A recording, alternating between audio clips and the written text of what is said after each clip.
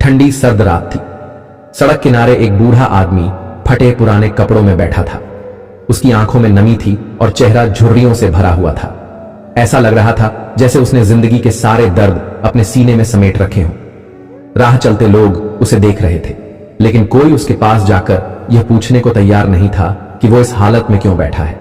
उसकी निगाहें लगातार उसी गली की ओर उठती थीं जहां बड़े बड़े घर बने हुए थे, लेकिन उसकी बेबसी उसे वहीं बिठाए रखती थी। अचानक एक नौजवान जो वहां से गुजर रहा था, उसने उस बूढ़े को देखा और उसके चेहरे पर उभरते दर्द को महसूस किया। वो कुछ कदम आगे बढ़ा, लेकिन फिर अचानक उसके कदम रुक गए। उसके दिल ने उसे मजबूर कर दिया कि वो उस बूढ़े शख्स से जाकर पूछे कि आखिर वो इस हालत में क्यों बैठा है। नौजवान ने उसके करीब जाकर पूछा, चाचा, आप यहां इस ठंड में इस तरह क्यों बैठे हैं? बूढ़े ने कांपते होठों से उसकी तरफ देखा और फिर एक गहरी सांस। बेटा, यह कहानी बहुत लंबी और बहुत दर्दनाक है। नौजवान को उस बूढ़े की आंखों में कुछ ऐसा दिखा जो उसके दिल को झकझोर गया। उसने वहीं सड़क के किनारे बैठते हुए कहा, चाचा, कोई बात नहीं, अगर आपका दिल हल्का हो सकता है तो मुझे अपनी कहानी सुना दीजिए, शायद मैं आपकी कोई मदद कर सकूं। बूढ़ा शख्स हल्की सी मुस्कान देकर बोला, मदद तो अब कोई नहीं कर सकता, लेकिन हां, शायद मेरी कहानी सुनकर किसी को सबक जरूर मिल जाए। यह कहकर उसकी आंखों से आंसू छलक पड़े और वो अतीत की गहराइयों में खो गया। बेटा, एक वक्त था जब मैं जवान था। मेरे माता पिता बहुत जल्दी इस दुनिया से चले गए थे और पीछे मेरे 2 छोटे भाई रह गए थे। मैं सबसे बड़ा था, इसलिए मुझ पर उनकी जिम्मेदारी आ गई थी। मैंने सोचा कि ये छोटे भाइयों को माँ बाप की कमी महसूस न होने दूं। मैंने खुद को उनके लिए समर्पित कर दिया, अपने सारे सपने कुर्बान कर दिए। लेकिन उस वक्त मुझे ये नहीं पता था कि एक दिन यही भाई मेरी जिंदगी का सबसे बड़ा गम बन जाएंगे। उसने एक गहरी सांस ली और आगे कहने लगा, मेरे भाइयों के लिए मैंने दिन रात मेहनत की ताकि उनकी जिंदगी में कोई तकलीफ ना आए। मैंने खुद भूखा रहकर उन्हें खिलाया, खुद पुराने कपड़े पहनकर उन्हें नए कपड़े दिलवाए। इच्छा होती जब मैं उसे पूरा करने के लिए जी जान लगा देता। अगर वो बीमार पड़ते तो मैं रात भर जाग कर उनकी देखभाल करता। मैंने सोचा था कि अगर मैं उनका सहारा बनूंगा तो जब मैं बूढ़ा हो जाऊंगा तो वो मेरा सहारा बनेंगे। लेकिन मैंने ये नहीं सोचा था कि दुनिया की हकीकत कुछ और होती है। वक्त बीतता गया और मेरे छोटे भाई बड़े हो गए। मैंने उन्हें पढ़ाया लिखाया और उनके लिए हर वो चीज की जो एक माँ बाप अपने बच्चों के लिए करते हैं। जब उनकी शादियां हुई तो मैंने खुशी खुशी अपने हिस्से की जमीन भी उनके नाम कर दी ताकि वो आराम से। लेकिन मुझे क्या पता था कि जिस जमीन को मैंने उनके कदमों में बिछा दिया था, वही जमीन एक दिन मेरे लिए पराई हो जाएगी। बूढ़े ने एक बार फिर गहरी सांस ली और कांपते हाथों से अपनी आंखें पोंछते हुए बोला, बेटा, जब तक मैं कमाने के काबिल था तब तक मेरे भाई मुझे बहुत प्यार करते थे, मेरी हर बात सुनते थे, मेरे साथ हंसते थे, मेरे लिए तरह तरह के ख्याल रखते। बूढ़ा हुआ और मेरा जिस्म कमजोर होने लगा तो सब कुछ बदल गया। जिन भाइयों के लिए मैंने अपनी पूरी जिंदगी कुर्बान कर दी थी, वही अब मुझसे कतराने लगे। उन्होंने धीरे धीरे मुझसे दूरी बना ली। मुझे अब एहसास होने लगा था कि मेरी जगह उनके घर में नहीं रही। जब भी मैं उनसे कोई बात करता तो वो टालने लगते। पहले वो हर बात में मेरी राय लेते थे, लेकिन अब ऐसा लगता था जैसे मेरी बातें उनके लिए कोई मायने ही नहीं रखती। एक दिन मैंने अपने छोटे भाई से कहा, भाई, अब मैं बूढ़ा हो गया हूं, मेरे हाथ पैर साथ नहीं दे रहे, मेरी तबीयत भी ठीक नहीं रहती, अब मुझे तुम्हारा सहारा। उसने मेरी तरफ देखा और कहा, भैया, अब जमाना बदल गया है, हर कोई अपनी जिंदगी में व्यस्त है, हम भी अपनी जिम्मेदारियों में इतने फंसे हुए हैं कि आपके लिए वक्त निकालना मुश्किल हो गया है। बूढ़े की आवाज कांपने लगी, उसकी आंखों से फिर आंसू छलक पड़े। उसने कांपते होठों से कहा, बेटा, मुझे उस दिन पहली बार एहसास हुआ कि मैं अब उनके लिए बोझ बन चुका हूं। जिस घर को बनाने के लिए मैंने अपनी पूरी जिंदगी लगा दी थी, अब मेरे लिए पराया हो चुका था। नौजवान ने जब यह सुना तो उसकी आंखें भी नम हो गईं। उसने अपने रुमाल से अपनी आंखें पोंछते हुए कहा, चाचा, फिर क्या हुआ? बूढ़े ने एक गहरी सांस ली और कहा, बेटा, फिर वो हुआ जो शायद किसी भी इंसान के लिए सबसे बड़ा सदमा हो सकता है। मेरे दूसरे भाई ने भी मुझसे कन्नी काटनी शुरू कर दी। वो मुझे अपने घर में रखना तो दूर, मुझसे ठीक से बात भी नहीं करता था। जब भी मैं उनके घर जाता तो उनकी बीवियां और बच्चे ऐसे देखते थे जैसे मैं कोई गैर हूं। एक दिन मेरे छोटे भाई ने मुझसे साफ कह दिया कि भैया, अब आप हमारे साथ नहीं रह सकते, हमारे पास जगह नहीं है, हमारी अपनी जिंदगी है और हमें अपनी फैमिली को देखना है। यह सुनकर मेरा दिल टूट गया। मैं ये नहीं समझी मैंने अपनी हर खुशी कुर्बान कर दी थी, वही आज मुझे पराया क्यों समझ रहे थे। मैं बहुत रोया, गिड़गिड़ाया, लेकिन किसी ने मेरी बात नहीं सुनी। फिर एक दिन उन्होंने मुझसे कह दिया कि अब मैं इस घर में नहीं रह सकता, मुझे बाहर निकल जाना चाहिए। मेरा दिल कांप उठा था। मैं सोच भी नहीं सकता था कि मेरी अपनी ही बनाई हुई दुनिया से मुझे यूं निकाल दिया जाएगा। मेरे पास रहने के लिए कोई जगह नहीं थी, कोई सहारा नहीं था।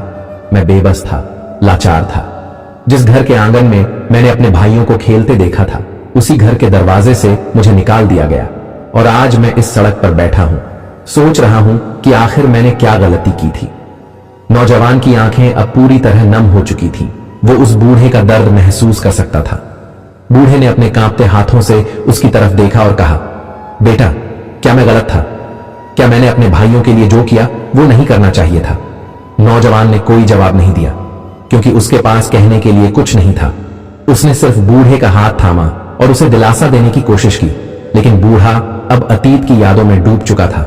उसकी आंखों के आगे वो सारे लम्हे घूम रहे थे जब उसने अपने भाइयों को अपनी गोद में खिलाया था, उनके लिए अपने हाथों से खाना बनाया था, उनके लिए अपनी हर खुशी कुर्बान कर दी थी, और आज वही भाई उसे इस हाल में छोड़ गए थे।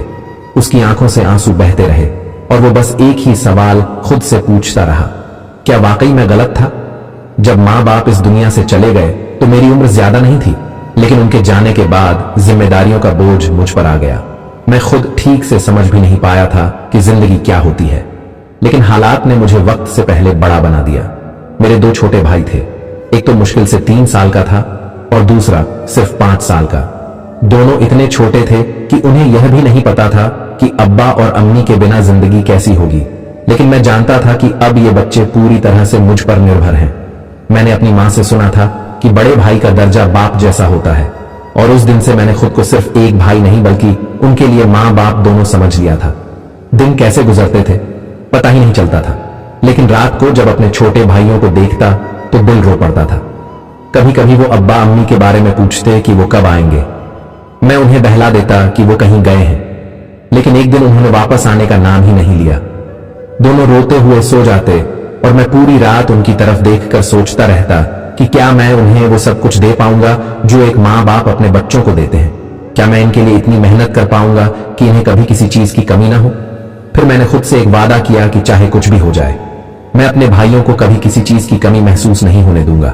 मैंने बहुत छोटी उम्र से ही काम करना शुरू कर दिया। सुबह उठकर पहले भाइयों को तैयार करता, खुद खाना बनाता और फिर उन्हें स्कूल भेजता। उसके बाद जो भी काम मिलता कर लेता ताकि घर का खर्च चल सके। किसी दिन ईंट उठाता, किसी दिन किसी की दुकान पर मजदूरी करता, किसी दिन खेतों में काम करता, लेकिन मैंने कभी उन्हें यह महसूस नहीं होने दिया कि हमारा कोई सहारा नहीं है। जब भी पैसे कम पड़ते तो खुद भूखा रह जाता, लेकिन उन्हें हमेशा पेट भरकर खिलाता। मैंने खुद के लिए कभी नए कपड़े नहीं खरीदे, लेकिन जब भी उनके कपड़े पुराने हो जाते तो कहीं ना कहीं से पैसे जुटाकर उन्हें अच्छे कपड़े लाकर देता। जब स्कूल में फीस भरने की बारी आती तो मैं कई कई दिन बिना कुछ खाए काम करता ताकि उनकी पढ़ाई में कोई रुकावट ना आए। मुझे याद है एक बार रमजान में दोनों भाइयों ने नए कपड़ों की जिद की थी। उन दिनों मेरे पास इतने पैसे नहीं थे कि मैं तीनों के लिए कपड़े खरीद पाता। अगर मैं अपने लिए भी कुछ लेता तो उनके कपड़ों में कमी करनी पड़ती। इसीलिए मैंने तय किया कि मैं वही पुराने कपड़े पहनूंगा, लेकिन उन्हें नए कपड़े दिलवाऊंगा। ईद की सुबह जब मैंने अपने वही पुराने कपड़े पहने तो छोटे भाई ने पूछा, भैया आपने नए कपड़े क्यों नहीं लिए? तो मैंने हंसते हुए कहा कि मुझे तो यही कपड़े बहुत पसंद हैं, लेकिन दिल के अंदर एक टीस थी जो मैं कभी किसी को नहीं दिखा पाया। मेरी पूरी जिंदगी ऐसे ही गुजर रही थी। मैंने अपने हर सपने को कुर्बान कर दिया। जब बाकी बच्चे अपने दोस्तों के साथ खेलते, मैं काम करता। जब बाकी लड़के कॉलेज की पढ़ाई कर रहे थे, मैं अपने भाइयों की फीस भरने के लिए दिन रात मेहनत कर रहा था। जब मेरे दोस्त अपनी शादी की बातें कर रहे थे, मैं अपने भाइयों के करियर की प्लानिंग कर रहा था। मैंने कभी सोचा ही नहीं कि मेरी भी कोई जिंदगी है। मुझे हमेशा यही लगता था कि मेरी जिंदगी का मकसद सिर्फ अपने भाइयों को खुश देखना है। जब मेरे छोटे भाई बड़े हुए तो मैंने उन्हें अच्छी पढ़ाई के लिए शहर भेज दिया। खुद दिन रात मेहनत करके उनकी फीस भरता रहा, उनके खर्चों का इंतजाम करता रहा। जब उन्हें जेब खर्च चाहिए होता तो मैं अपने कपड़े तक गिरवी रखकर पैसे भेजता। एक दिन छोटा भाई कहने लगा, भैया अब हमें काम करने की जरूरत नहीं है, आप हमेशा हमारे लिए परेशान रहते हैं, लेकिन अब हमारी पढ़ाई पूरी हो गई है, अब हम कमाएंगे और आपको सुकून देंगे। मैंने यह सुनकर बहुत खुशी महसूस की। लगा कि मेरी मेहनत रंग लाई, लेकिन मुझे नहीं पता था कि आगे चलकर सब कुछ बदल जाएगा। मैंने सोचा था कि अब वक्त आ गया है कि मैं भी थोड़ा आराम करूं, लेकिन तकदीर को कुछ और ही मंजूर था। जब दोनों भाइयों की शादियां हुई तो मैंने खुशी खुशी उनकी हर ख्वाहिश पूरी की। बड़े धूमधाम से शादी करवाई, यहां तक कि अपने हिस्से की जमीन भी उनके नाम कर दी ताकि वो आराम से अपनी जिंदगी बसा सकें। लेकिन मुझे क्या पता था कि जिस जमीन को मैंने उनके कदमों में बिछा दिया था, वही जमीन एक दिन मेरे लिए पराई हो जाएगी। शादी के बाद धीरे धीरे उनके व्यवहार में बदलाव आने लगा। पहले जो भाई मेरे बिना एक कदम नहीं चलते थे, अब अपने फैसले खुद लेने लगे। मेरी राय की कोई अहमियत नहीं रह गई। जब भी मैं कुछ कहता तो बस औपचारिक रूप से हां में हां मिला देते, लेकिन उनके चेहरे से साफ दिखता था कि अब मैं उनकी जिंदगी का हिस्सा नहीं रहा। पहले वो हर खुशी मुझसे बांटते थे, लेकिन अब जब भी मैं कुछ पूछता तो कहते, भैया ये हमारे घर की बात है, आप इसमें मत पड़िए। मैंने अपने दिल को समझाया कि शायद अब वो अपने घर में व्यस्त हो गए हैं, लेकिन असलियत कुछ और थी। धीरे धीरे मैंने महसूस किया कि अब मैं उनके लिए सिर्फ एक जिम्मेदारी रह गया हूं। अब उन्हें मेरी जरूरत नहीं रही थी। एक दिन मैंने अपने छोटे भाई से कहा, भाई अब मैं बूढ़ा हो गया हूं, मेरे हाथ पैर साथ नहीं दे रहे, मेरी तबीयत भी ठीक नहीं रहती, अब मुझे तुम्हारा सहारा चाहिए। लेकिन उसने मेरी तरफ देखा और कहा, भैया अब जमाना बदल गया है, हर कोई अपनी जिंदगी में व्यस्त है, हम भी अपनी जिम्मेदारियों में इतने फंसे हुए हैं कि आपके लिए वक्त निकालना मुश्किल हो गया है। यह सुनकर मेरा दिल टूट गया। जिस घर को बनाने के लिए मैंने अपनी पूरी जिंदगी लगा दी थी, वही घर अब मेरे लिए पराया हो चुका था। जब भी मैं उनसे कोई बात करता तो वो टालने लगते। पहले वो हर बात में मेरी राय लेते थे, लेकिन अब ऐसा लगता था जैसे मेरी बातें उनके लिए कोई मायने ही नहीं रखती। एक दिन मेरे छोटे भाई ने मुझसे साफ कह दिया कि भैया अब आप हमारे साथ नहीं रह सकते, हमारे पास जगह नहीं है, हमारी अपनी जिंदगी है और हमें अपनी फैमिली को देखना है। यह सुनकर मेरा दिल पूरी तरह से टूट गया। मैं यह नहीं समझ पा रहा था कि जिन भाइयों के लिए मैंने अपनी हर खुशी कुर्बान कर दी थी, वही आज मुझे पराया क्यों समझ रहे थे। मैं बहुत रोया, गिड़गिड़ाया, लेकिन किसी ने मेरी बात नहीं सुनी। फिर एक दिन उन्होंने मुझसे कह दिया कि अब मैं इस घर में नहीं रह सकता, मुझे बाहर निकल जाना चाहिए। मेरा दिल कांप उठा था। मैं सोच भी नहीं सकता था कि मेरी अपनी ही बनाई हुई दुनिया से मुझे यूं निकाल दिया जाएगा। मेरे पास रहने के लिए कोई जगह नहीं थी, कोई सहारा नहीं था। मैं बेबस था, लाचार था। जिस घर के आंगन में मैंने अपने भाइयों को खेलते देखा था, उसी घर के दरवाजे से मुझे निकाल दिया गया और आज मैं इस सड़क पर बैठा हूं, सोच रहा हूं कि आखिर मैंने क्या गलती की थी। जब तक मेरे छोटे भाई मुझ पर निर्भर थे, तब तक मैं उनकी आंखों का तारा था, लेकिन जैसे ही वो अपने पैरों पर खड़े हुए तो मेरा महत्व उनके लिए कम होता चला गया। मैंने कभी यह सोचा ही नहीं था कि मेरे अपने भाई ही एक दिन मुझसे इस तरह का व्यवहार करेंगे। पहले जब भी मैं घर में होता तो दोनों भाई मेरे आसपास रहते, हर बात मुझसे पूछते, मेरे बिना कोई भी फैसला नहीं लेते। लेकिन धीरे धीरे यह सब बदलने लगा। खास तौर पर जब उनकी शादी हो गई तो उनके घर का माहौल ही बदल गया। पहले जो भाई मेरे बिना खाना नहीं खाते थे, अब उन्हें इस बात से कोई फर्क नहीं पड़ता था कि मैंने खाना खाया भी है या नहीं। पहले जब भी मैं घर आता तो दौड़कर मेरे पास आते और हालचाल पूछते, लेकिन अब ऐसा लगता जैसे मेरी मौजूदगी उनके लिए कोई मायने ही नहीं रखती।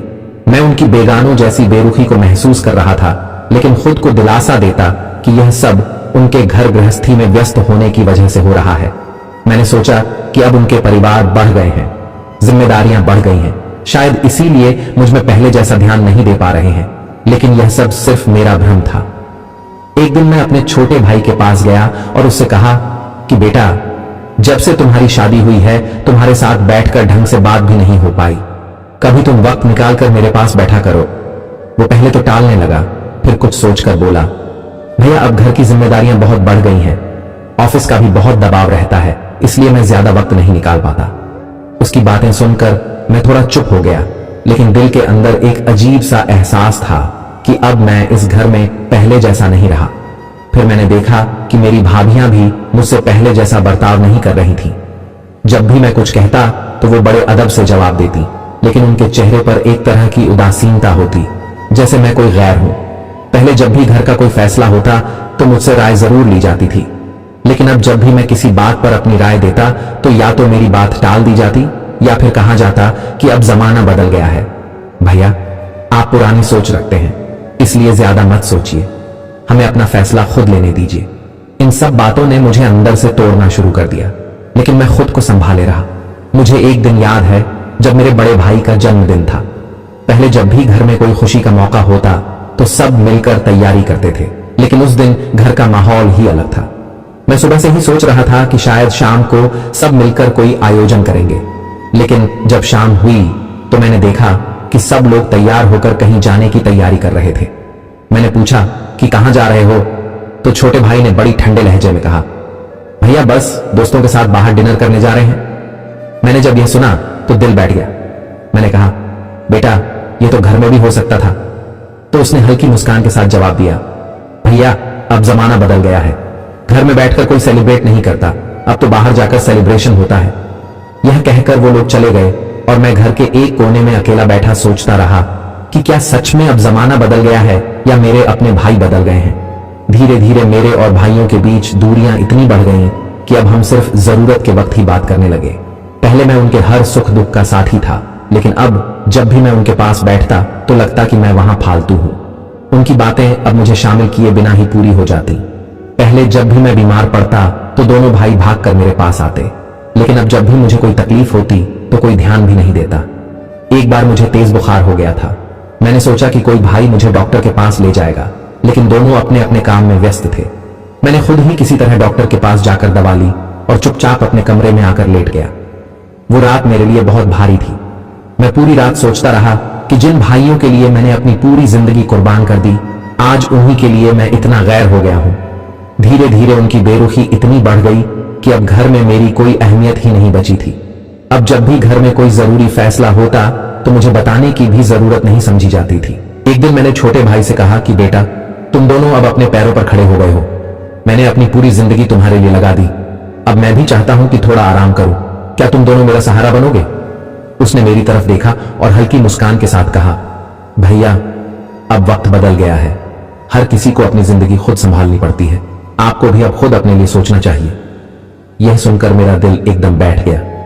मैं सोच भी नहीं सकता था कि जिन भाइयों को मैंने अपने खून पसीने से पाला, वही आज मुझसे यह कहेंगे कि मुझे खुद अपनी जिंदगी का सहारा बनना पड़ेगा।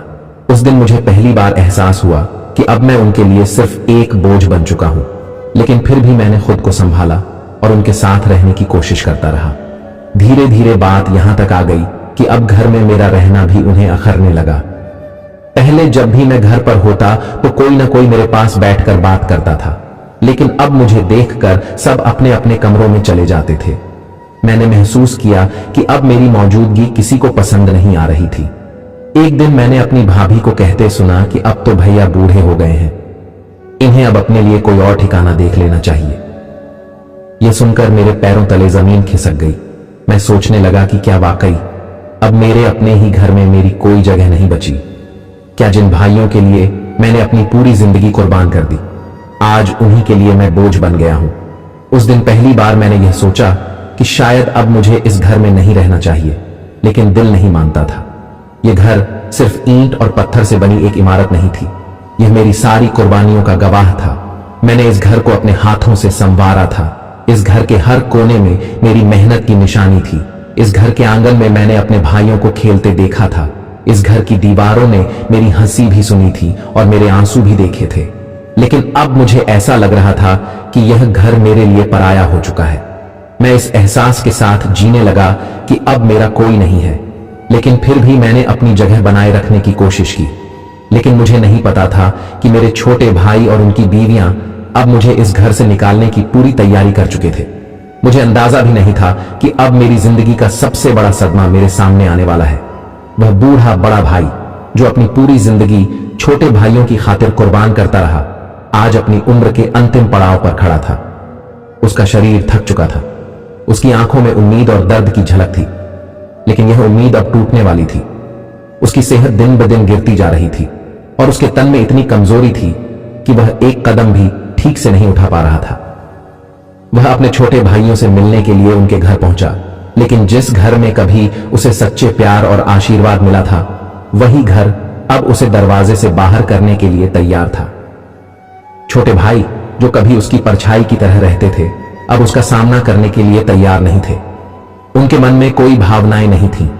बड़े भाई ने दरवाजे पर खड़ा होकर कई बार दस्तक दी। उसकी आवाज में एक अजीब सी तड़प थी, जैसे एक बूढ़े आदमी की सारी जिंदगी उस एक दरवाजे के पीछे खो गई हो। भैया, मुझे अब सहारे की जरूरत है। मेरे पास अब कोई नहीं है। आप लोग मेरी मदद करो। मैं बहुत थक गया हूं। वह बार बार यही शब्द दोहराता गया, लेकिन दरवाजे के दूसरी तरफ से कोई आवाज नहीं आई। वह कमजोर था, थका हुआ था, फिर भी उसने उम्मीद नहीं छोड़ी। वह जानता था कि उसके छोटे भाई कभी उसे अकेला नहीं छोड़ेंगे, लेकिन अब वह गलती कर चुका था। उसने अपने भाइयों से अपने प्यार और सहारे की उम्मीद की थी, जो अब दूर हो चुका था। वह अकेला खड़ा रहा। उसकी आंखों में आंसू थे, लेकिन कोई भी उसकी तकलीफ को महसूस नहीं कर रहा था। वह जानता था कि अब जो चीज उसके पास नहीं रही, वह कभी उसके जीवन का हिस्सा हुआ करती थी। उसका परिवार, उसका प्यार और वो विश्वास जो उसने अपनी पूरी जिंदगी अपनी छोटी उम्मीदों के साथ बनाया था। उसका दिल भी उसी दरवाजे के पीछे से निकलते उन दरवाजों पर गिरा था जो कभी प्यार से खुले थे, और उसकी आवाज अब कमजोर हो गई थी। फिर भी उसने वही शब्द कहे, मुझे बस थोड़ी सी मदद चाहिए, बस थोड़ी सी। यह शब्द उसके अंदर की सारी कमजोरी और टूटे हुए मन की गवाही दे रहे थे। वह कभी अपने छोटे भाइयों से उन उम्मीदों की चाह नहीं करता था जो अब वह उनसे मांग रहा था। कुछ देर बाद वह वहीं दरवाजे पर गिर पड़ा। उसकी हालत देखकर मोहल्ले के लोग आ गए, लेकिन छोटे भाई जैसे कड़े दिल के साथ खड़े थे। उनकी आंखों में कोई शोक या पछतावा नहीं था, सिर्फ खामोशी थी। यह खामोशी और उनकी आंखों की बेभावी ऐसी थी जैसे उन्होंने कभी इस आदमी को अपने सबसे करीबी रिश्ते के रूप में नहीं पहचाना हो। बड़े भाई की हालत देख एक बुजुर्ग मोहल्ले वाला धीरे से बोला, जिन्होंने अपने भाई को घर से निकाला, उनका घर ज्यादा दिन नहीं टिकेगा। यह तो सिर्फ शुरुआत है। उसकी बातें अब जैसे भविष्य की चेतावनी बन गई थीं, जो छोटे भाइयों की जिंदगी में गहरे छाप छोड़ने वाली थी। जब बड़े भाई का शव उठाया गया तो छोटे भाइयों की आंखों में कोई भावनाएं नहीं थीं। उनके चेहरे पर बस शर्म थी जो उनकी आत्मा को चीड़ रही थी। वे चुप थे क्योंकि वे जानते थे कि उन्होंने अपने भाई को अकेला छोड़ दिया था, वह व्यक्ति जिसने हमेशा उनके लिए सब कुछ किया था। उनकी आंखों में वह शोक नहीं था जो एक इंसान अपने प्रिय को खोने पर महसूस करता है। वे बस खड़े थे, जैसे उनके पास अब किसी और के लिए जगह न हो, जैसे वे अपने दिल में एक अजीब सी शून्यता महसूस कर रहे थे। बड़े भाई की मौत ने उन्हें एक ऐसा दर्द दे दिया था जिसे अब वे कभी भी सही तरीके से समझ नहीं पाएंगे। दूसरे हिस्से में छोटे भाइयों के जीवन में एक अजीब सा मोड़ आया। जैसे ही बड़े भाई की मौत के बाद कुछ दिन बीते, छोटे भाइयों की जिंदगी में बदलाव आने लगे। जिस भाई ने अपने बड़े भाई को घर से निकाला था, उसकी दुकान वह कभी अपनी दुकान पर बैठकर खुश होता था, लेकिन अब उसकी खुशियां राख में तब्दील हो चुकी थीं। आग की लपटों में उसकी सारी मेहनत से एक पल में ही खत्म हो गया था। वह समझ नहीं पा रहा था कि उसकी खुशियों का क्या हुआ, क्यों उसका सब कुछ एक पल में खत्म हो गया। उसने अपनी आंखों में जो सोने की चांदी देखी थी, वह सब अब उसकी मुट्ठी से फिसल चुका था। उसकी जिंदगी अब एक अजीब सी खाली से कुछ भी हासिल करना अब बेकार हो गया हो। दूसरा भाई जो अपने बड़े भाई को ठुकरा चुका था, अब उसी जगह बैठा था जहां कभी उसका बड़ा भाई बैठता था। यह वही स्थान था जहां एक समय बड़े भाई की तकलीफें और गमों का पता नहीं चलता था। अब वही दर्द उस छोटे भाई ने महसूस किया था। वह हर दिन उसी जगह बैठता और अपने किए गए कामों के बारे में आंखों में पछतावा और गहरी उदासी थी, और वह कभी समझ नहीं पा रहा था कि उसने अपने भाई के साथ ऐसा क्यों किया। वह अब हर रात अपने किए गए फैसलों पर पछताता था। जब वह अपनी आंखें बंद करता तो उसे वही दृश्य याद आता जब उसका बड़ा भाई उस दरवाजे पर खड़ा था, एक उम्मीद और दर्द के साथ, और वह उसे अंदर नहीं आने दे सका। एक दिन वह बैठा हुआ था जब एक राहगीर ने पूछा, क्या हुआ? उस राहगीर ने देखा कि दोनों भाई रो रहे थे और उनका चेहरा दुख और शर्म से भरा हुआ था। दोनों भाइयों ने सिर झुका लिया और धीरे धीरे बोलने लगे, के साथ बहुत बुरा किया और आज हम भी उसी दर्द में हैं। जो हमने उसे महसूस कराया वही अब हम खुद महसूस कर रहे हैं। उनकी आवाज में गहरी तड़प थी और आंखों में वही नफरत जो कभी उनके बड़े भाई ने महसूस की थी। अब वे समझ पा रहे थे कि जिस रिश्ते को उन्होंने गलत समझा वही अब उनकी जिंदगी का सबसे अहम हिस्सा बन चुका था। वे अब किसी को दोष नहीं दे सकते थे क्योंकि यह सब उनके कर्मों का ही नतीजा था। वे दोनों भाई अब अपने घरों से बाहर निकल आए थे और उसी दरवाजे के पास खड़े थे जहां एक दिन उनका बड़ा भाई गिरकर रो रहा था। यह वही जगह थी जहां उनके बड़े भाई ने अपने अकेलेपन और तन्हाई को महसूस किया था। अब वे दोनों भाई उस दर्द को बहुत पछता रहे थे। अब उनकी पूरी जिंदगी उस गलती के पछतावे में बीत रही थी। उनका सारा समय उस पल की यादों में लुप्त हो चुका था जब उन्होंने अपने भाई को अपने घर से बाहर कर दिया था। सीख, जो अपने भाई का नहीं हुआ वह खुद भी बेसहारा रह जाएगा। रिश्तों को कभी मत ठुकराओ। यह वाक्य अब उनकी जिंदगी का मूल मंत्र बन चुका था। वे अब यह समझ गए थे कि रिश्तों की अहमियत को समय रहते समझना कितना जरूरी है। जब तक कुछ खो ना जाए तब तक हम उसकी कीमत नहीं समझ पाते। अब दोनों भाई अपने भाई को खो चुके थे, लेकिन उन्हें यह एहसास हुआ कि जिस तरह उन्होंने बड़े भाई के साथ बुरा किया, अब वे खुद उसी दर्द से गुजर रहे थे। उनका जीवन अब तन्हाई और पछतावे से भर चुका था। अब क्या वे अपनी गलती से कुछ सीख पाएंगे? क्या वे रिश्तों की असल अहमियत समझ पाएंगे? यह सवाल उनके दिलों में हमेशा के लिए रहेगा। तो दोस्तों, बताएं आज की यह कहानी कैसी लगी? अगर इस कहानी ने आपको कुछ भी सबक दिया है तो आपसे गुजारिश है कि कमेंट में हमारी हौसला अफजाई कीजिए। यकीन मानिए कि आपका एक कमेंट हमारे हौसले को बुलंद कर देता है। और अगर ये कहानी वाकई सबक आमोज है तो इसको अपने फैमिली और अपने जानने वालों में शेयर भी कर दीजिए, ताकि उन्हें भी महसूस हो कि रिश्तों की कदर करना हमारा फर्ज है। न जाने कब किस मोड़ पर जिंदगी की शाम हो जाए और हम हमारे अपनों के प्यार को खो बैठे। इजाजत दीजिए, फिर मिलते हैं ऐसे ही दिलचस्प कहानी के साथ। शुक्रिया।